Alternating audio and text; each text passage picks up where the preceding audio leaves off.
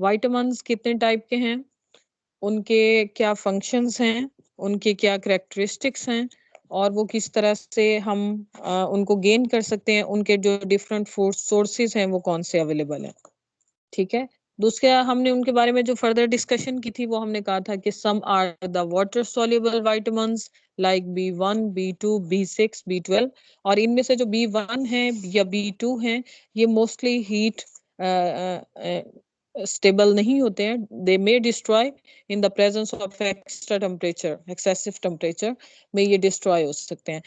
While the B12 is the more complex, और इसको आप और इसके अगर हम फंक्शंस देखते हैं तो ये बहुत सारी मेटाबॉलिक एक्टिविटीज को परफॉर्म करने में हमें हेल्प करते हैं। सिमिलरली फैट सॉल्युबल विटामिन्स हैं A, D, E and K, जिसमें हम थोड़ा सा डिस्क्रिप्शन में हमने डिस्कस किया था विटामिन डी को, that is very important with reference to bones and teeths, और उसकी प्रेजेंस जो है उसके लिए बहुत सारे कोएंजाइम्स हैं, कुछ दूसरे रेलिवेंट चीजें जो हैं वो रिक्वायर्ड होती हैं ताकि, और ये सपोर्टिव रोल प्ले करते हैं इन द मैन्युफैक्चरिंग, और you can say the metabolic activity, और उसके साथ बोन्स और टीथ्स की जो ग्रोथ होती है या उसमें जो स्ट्रेंथ होती है उसमें, उसकी फंक्शनिंग में these are very important. So next the main topic of discussion is digestion. So basically what is digestion? तो अगर किसी चीज को, किसी बड़े पीस को आप ग्राइंड करते हैं, जैसे ग्राइंडर में आप उसको ग्राइंड करते हैं and convert into smaller one piece, this is basically the digestion, breakdown of larger molecules into smaller one, or larger pieces, larger elements into smaller one, this is basically digestion. लेकिन अगर specifically हम organism की digestion के reference से बात करते हैं तो this is the conversion of larger pieces into smaller one which are diffusible. क्या करना है आपने? larger one pieces, mostly food items, convert them into smaller one pieces which are diffusible. diffusible mean कि digestion उस process तक continue होएगी कि जब वो blood के अंदर हमारे nutrients diffuse हो सकेंगे, then the digestion process will be complete. So basically, if we divide the digestion, it can be divided into two types. One is the intracellular digestion and the other is extracellular digestion. So intracellular digestion, which take place within the cell. और अगर हम इसकी example लेते हैं तो mostly जो हमारे पास unicellular organisms हैं, प्रोटोजोन्स हैं, मोस्टली पैरामीशियम है या कोई दूसरे यूनिसेल है, अमीबा है, इनके अंदर इंट्रासेलुलर डाइजेशन होती है, विच इज सिंपल कि फूड इनटेक होगी सेल के अंदर, उसके जो लाइसोसोम्स हैं वो उस फूड पार्टिकल के साथ ऐड हो जाएंगे, उसको डाइजेस्ट करने में हेल्प करेंगे, nutrients will absorb in the body and the remaining waste material will release from the body. जिस तरह से वो पार्टिकल सेल के अंदर एंटर होगा उसी तरह से जो वेस्ट मटेरियल है वो सेल में से रिमूव हो जाएंगे। This is the intracellular digestion. And one important point regarding the intracellular digestion वो ये है कि इनको किसी प्रॉपर डाइजेस्टिव कैविटी की जरूरत नहीं होती। ये जब कोई फूड आइटम बॉडी के अंदर एंटर हो जाता है तो वो बॉडी के अंदर जो उसका साइटोप्लाज्म है उसी के अंदर मूव करते हुए उसकी डाइजेशन का प्रोसेस कंप्लीट हो जाता है, और जो वेस्ट मटेरियल है that will remove from the cell और द बॉडी, जो भी है सेल की जो बॉडी है उसमें से। But in comparison, if we move towards the extracellular digestion, that is mostly take place outside the cell. यानी कि एक एक सेल के अंदर ये नहीं होता है, बल्कि इसका एक स्पेसिफिक पैटर्न है, स्पेसिफिक इसका प्लेटफॉर्म है जिसको हम डाइजेस्टिव ट्रैक बोलते हैं, उसके अंदर ये डाइजेशन का प्रोसेस कंप्लीट होता है, और जो न्यूट्रिएंट्स हैं वो उस डाइजेस्टिव ट्रैक में से मुख्तलिफ पोर्शंस में, जब मुख्तलिफ प्लेसेस में से गुजरती है फूड और वो डाइजेस्ट होकर डिफ्यूजिबल होती जाती है, तो वहां से न्यूट्रिएंट्स जो है वो हमारी बॉडी में एक्सचेंज हो जाते हैं, डिफ्यूज हो जाते हैं हमारे ब्लड के अंदर, and then move towards the whole body system. उनको एनर्जी प्रोवाइड करते हैं, उनको जो न्यूट्रिएंट्स रिक्वायर्ड होते हैं वो प्रोवाइड होते हैं, एंड द रिमेनिंग वन और जो वेस्ट मटेरियल है that will remove from the exit point of this digestive track. तो मोस्टली हमारे पास जो एनिलिड हैं, आर्थ्रोपोड्स हैं, and most of the vertebrate in these all these extracellular digestion will be take place or it's going on. ठीक हो गया है? Major difference आपको पता चल गया है कि इंट्रा सेलुलर और एक्स्ट्रा सेलुलर के दरमियान में मेजर डिफरेंस क्या होता है? जी अंडरस्टैंड? थोड़ा सा फीडबैक दीजिए ताकि हम नेक्स्ट मूव करें. Yes, ma'am. Yes, ma'am. Yes, ma'am. Yes, ma'am. Okay, then move towards the next. अब different animals, maybe the smaller one or maybe the larger one, इनकी जो फूड टेकिंग कैपेसिटी है या food taking strategies हैं वो different है. कुछ जो स्मॉलर वन है वो कुछ और तरह से अपनी फूड इनटेक करते हैं, कुछ जो लार्जर वंस हैं वो कुछ और तरह से फूड इनटेक करते हैं. So there are different strategies to get and use the food. Only few animals can absorb food directly. Only few जो कि डायरेक्टली इनटेक करेंगे और न्यूट्रिएंट उनकी बॉडी में अब्जॉर्ब हो जाएंगे. बाकी जो है उनको किसी ना किसी प्रोसेस के थ्रू फूड इनटेक करना होती है, फिर उसमें से वो न्यूट्रिएंट्स को अब्जॉर्ब करते हैं. So basically we can divide the organism on the basis of strategies how they take intake the food. इसकी बेस पे हम उनको दो हिस्सों में डिवाइड करते हैं. The first type is known as the continuous feeder. ये वो एनिमल्स हैं जो कंटिन्यूसली इनटेक करते हैं. They spend most of the time in capturing their prey, most of the time in the absorption of food, most of the time in search of food and to take the food. Maximum इनका जो life time है वो इसी में spend होता है. तो इसमें हमारे जो ट्यूब वर्म्स हैं, बार्निकल्स हैं, all these mostly stain the food particles from the water. अगर हम वाटर का एज अ मीडियम यूज करते हैं तो ये सेसाइल एनिमल्स होते हैं, mostly slow moving, Aahista Aahista move करते रहेंगे. इसके साथ अगर वाटर बॉडी है तो उस वाटर बॉडी में से फिल्टर आउट करते रहते हैं और साथ साथ में फीड करते हैं. So these are continuous feeders. On the other side, the second category is the discontinuous feeder. अगर हम ह्यूमन बीइंग्स की बात करें तो वो किस में फॉल करते हैं, कंटिन्यूस और डिसकंटिन्यूस? क्या आप सारा दिन खाते हैं या आप दिन में कुछ टाइमिंग्स में खाते हैं? जी anyone please. Discontinuous. Discontinuous, ma'am. Yes, the human beings are the discontinuous feeder because हम सुबह में खा लेते हैं, फिर लंच कर लेते हैं, फिर डिनर कर लेते हैं, और अगर बहुत भी जरूरी हो तो दरमियान में हम कुछ फूड आइटम्स ले लेते हैं. But we are not continuous feeder because हम सारा टाइम अपनी फीडिंग पे ही स्पेंड नहीं करते. We also perform some other activities, जिस तरह से आप लोग कर रहे हैं, क्लासेस ले रहे हैं, साथ में अपनी स्टडी कर रहे हैं. तो ये सब हमारी बाकी अदर कैजुअल एक्टिविटीज हैं. We are not the continuous feeder. So discontinuous कौन से हैं? Which are active and highly mobile organism. होता क्या है? These also have the specialized digestive system. अगर सिस्टम हमारा डाइजेस्टिव सिस्टम जो है वो स्पेशलाइज है, it's mean when we will take the food it will move towards the process of digestion, और जैसे ही वो डाइजेस्ट होता जाएगा हमें एनर्जी मिलती रहेगी और हम बाकी सारी अपनी परफॉर्मेंस करते रहेंगे. जो कंटिन्यूस फीडर हैं उनको शॉर्ट टाइम में अवेलेबिलिटी होती है, उनका जो डाइजेस्टिव ट्रैक है वो भी इतना शार्प नहीं होता है कि फौरी तौर पे उनकी डाइजेशन स्टार्ट हो जाए और उनको उसी तरह से एनर्जी मिलती रहे. इसलिए उनको कंटिन्यूसली फीड करते रहना होता है. हाई मेटाबॉलिज्म होता है सम टाइम, तो वो साथ के साथ एनर्जी जो है वो एक्सपेंड हो जाती है और फिर उनको फर्दर रिक्वायर्ड होती है.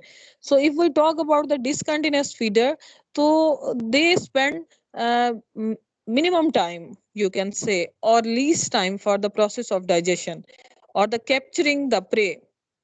जो प्रे कैप्चरिंग कैपेसिटी है उसमें ये मिनिमम टाइम अपना स्पेंड करते हैं.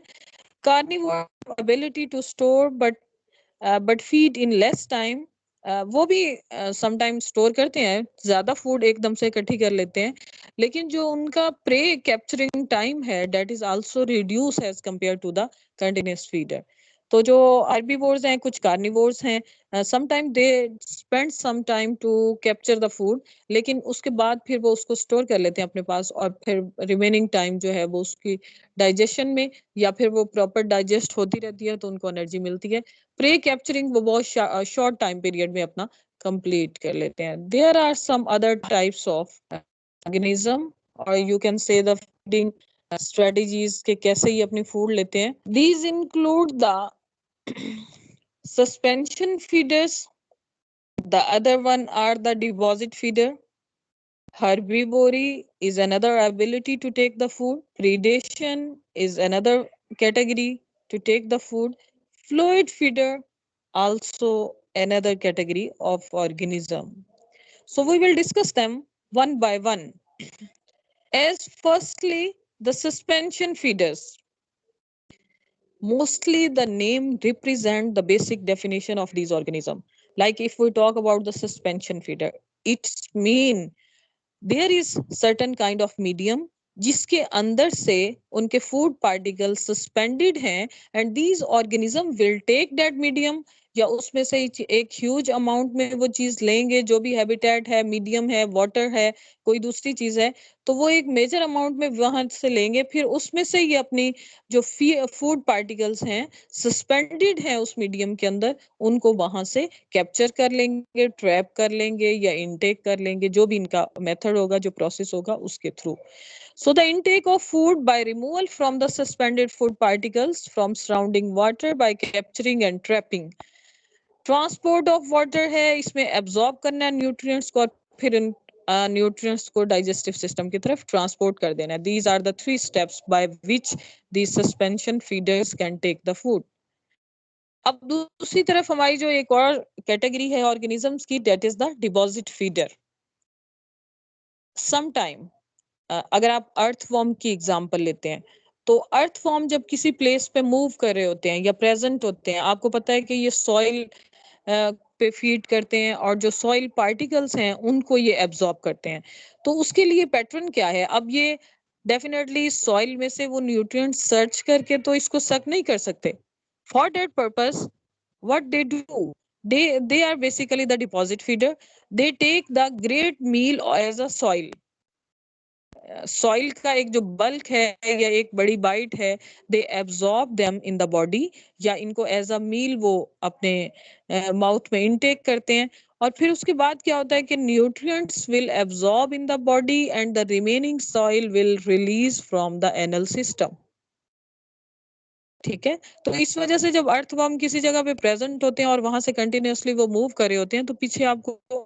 सॉइल की एक लाइन सी अपीयर होती नजर आती है कि जो वो वाली बेसिकली सॉइल है जो उनके एक्सक्रीटरी सिस्टम या एनल रीजन से रिमूव हो रही है as a waste material nutrient उसमें से एब्जॉर्ब हो चुके हैं लेकिन जो रिमेनिंग सॉइल है वो वहां पे रिलीज कर रहे हैं सो ये जो डिपॉजिट फीडर्स हैं इनका बेसिक हैबिटेट कोई भी हो सकता है सैंड भी हो सकती है मड भी sometime may be the organic matter आपको पता है कि जो ऑर्गेनिक मैटर है उसके अंदर बहुत सारे स्मॉल ऑर्गेनिजम्स और वर्म्स वगैरह प्रेजेंट होते हैं तो वो क्या करते हैं वो भी उस ऑर्गेनिक मैटर को इनटेक करते हैं उसमें से न्यूट्रिएंट एब्जॉर्ब करते हैं then remove from the anal system so deposit feeder to take the nutrient from the soft bottom habitat mud sand soil और फिर इनको सिंपली सॉलो करते हैं ग्रेटर क्वांटिटी में then extract the nutrient and after that they will remove them from the body अब इसमें हमारे पास different worms भी हैं और कुछ ऐसे भी हैं जिनमें टेंटिकल्स प्रेजेंट होते हैं तो वो टेंटिकल्स के हेल्प के थ्रू एक ग्रेट मील जो है वो इनटेक करते हैं and after that they will absorb the nutrient and release the waste material also the example include the sea cucumber ये understand कर लिया आप लोगों ने next move करें Yes. so Ma'am, another suspension category of feeder. organism जिनके बारे में हमने कहा था कि herbivore करते हैं herbivore basically an ability क्या है बाइट करना च्यू करना प्लांट मटेरियल को दिस इज बेसिकली हर्बीवोरी हमारे माइंड में तो सिंपली एक कॉन्सेप्ट है कि जो प्लांट ईटर हैं उनको हम हर्बीवोर कहते हैं लेकिन हर्बीवोरी बेसिकली है क्या कि बाइट करना च्यू करना प्लांट मटेरियल को this is known as herbivory so all the organism that perform such kind of activity for the food digestion process और फूड इनटेक प्रोसेस तो उनको हम हर्बीवोर्स कहते हैं but there are certain divisions in the herbivores उनमें भी कुछ हमारे पास डिफरेंट ऑर्गेनिजम्स हैं या आप समझ लें कि उनकी कुछ अडॉप्टेशंस हैं या उसके अंदर कुछ स्पेशलाइज्ड स्ट्रक्चर्स हैं through which they can utilise the plant materials in different way या कैप्चर करते हैं अपने को in different way like mollusc अगर हम एग्जाम्पलीफाई करें मोलस्क उनमें जो हर्बीवोरी है these have the radula is basically the muscular belt एक मस्कुलर बेल्ट है जिसको रेड्यूला बोलते हैं and it mostly armed with chitinous teeth. जो रेड्यूला है उसके सराउंडिंग में काइटिनस टीथ्स हैं, और ये मोलस्क एक्चुअली जब रॉक्स के ऊपर अपना रेड्यूला यूटिलाइज करते हैं तो वहां जितने भी इनके ऊपर एल्गी प्रेजेंट होते हैं ये उसको स्क्रैप करके अपनी बॉडी के अंदर इन्वॉल्व कर लेते हैं, यानी कि ये एल्गी को एज अ फूड यूज करते हैं। लेकिन उस एल्गी को रॉक्स के ऊपर से रिमूव कैसे करते हैं? With the help of radula, which is basically the muscular organ है जो कि इनकी बॉडी के अंदर प्रेजेंट होता है, एंड आर्म्ड विद टीथ्स, तो उसके थ्रू ये अपनी फूड इनटेक करते हैं। सिमिलरली द पोलिकीड्स, इनके अंदर भी लार्ज काइटिनस टीथ्स होते हैं, but there is specific characteristics of the teeth. वो क्या है कि these are irreversible. Irreversible mean these may come out when required. आपको जैसे पता है कि जो फ्रॉग है उसमें जो उसकी टंग है वो बाहर की तरफ एकदम से मूव करती है for the capturing of their pray, तो इसी तरह इनके जो टीथ्स हैं वो भी जहां रिक्वायर्ड होते हैं वो इवर्सिबल है, मीन एकदम से वो बाहर की तरफ निकलते हैं, उसमें वो अपने कैप्चर करते हैं अपने प्रे को और फिर फौरी तौर पे उसको इनगल्फ कर लेते हैं और अपने टूथ फेरेंजियल रीजन की तरफ इसको ले जाते हैं। If we move toward the arthropods, these are also the macro herbivore. अब macro herbivore that can chew, bite, chew and engulf the plant material, और अगर macro herbivores कह दिया it's mean that feed on the larger plants, उनके feed पे, stem पे, उनके small branches पे जो feed करते हैं. So arthropods are basically the macro herbivores, these having the large powerful mandibles. अब ये मैंडिबल्स बेसिकली इनके माउथ रीजन के बिल्कुल स्टार्ट में प्रेजेंट होते हैं और ये बाइटिंग के प्रोसेस में एक्ट करते हैं, प्लांट मटेरियल को बेसिकली बाइट करते हैं ये मैंडिबल्स के थ्रू, देन इनगल्फ देम और move towards the buccal cavity या जो उनका माउथ पार्ट्स हैं उनकी तरफ ये लेके जाते हैं।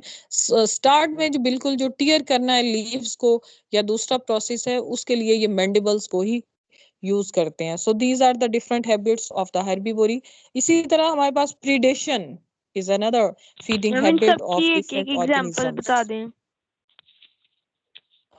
बेटा ये एग्जांपल्स आपके सामने लिखी हुई हैं, जैसे आर्थ्रोपोड्स में आपके पास मोस्टली जो इंसेक्ट्स हैं, if you will move towards their structure या इनके माउथ के स्ट्रक्चर को आप डिटेल में देखेंगे तो उसमें मैंडिबल्स प्रेजेंट होते हैं और वो इनको हेल्प करते हैं। इसी तरह पोलिकेट्स स्मॉलर वन है, इनके इसके अंदर भी मोलस्क तो खुद जनरलाइज एग्जांपल है।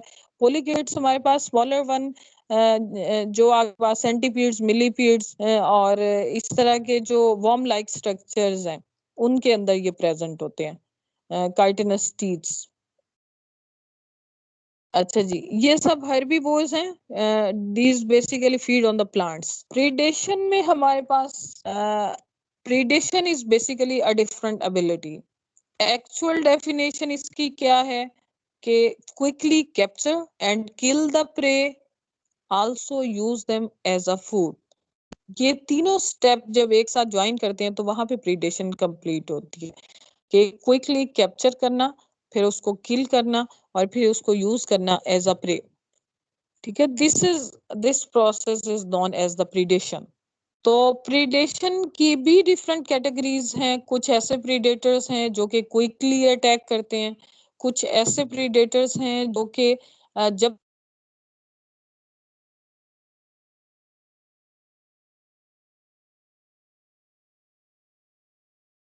तक प्रे, जी कुछ ऐसे प्रे हैं जब वो इन कांटेक्ट हो जाता है प्रे तो तब वो उसको कैप्चर करते हैं। तो these are the different categories of predation.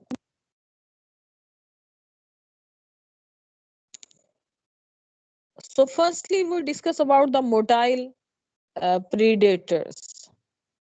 Motile है, it's mean these are very active, they actively pursue the prey, और इसमें मोस्टली हमारे जो सीलिएटेड प्रोटोजोन्स हैं आपको पता है कि वो मूव करते हैं, दीज आर वेरी एक्टिव, और ये अपने सीलिया के थ्रू ही जैसे ही वो प्रे इनको अपने सराउंडिंग में नजर आता है ये इसको कैप्चर करके अपनी बॉडी के अंदर इनगल्फ कर लेते हैं।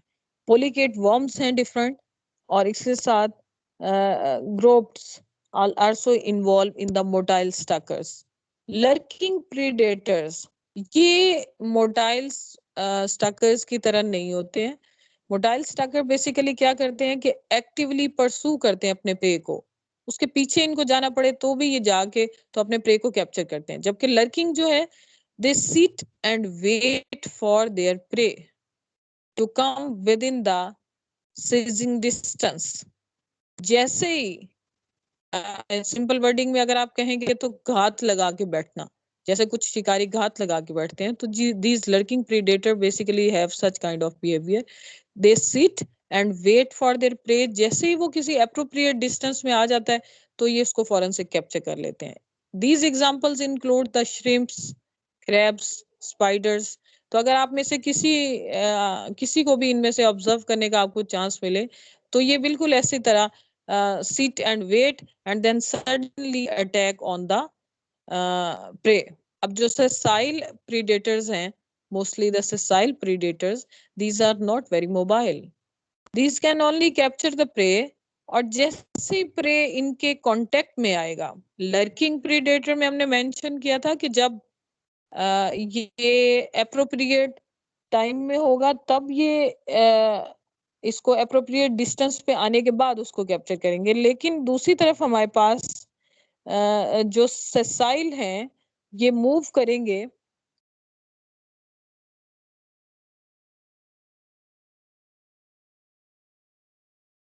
जी, आपको एक चीज मेंशन की थी कि अगर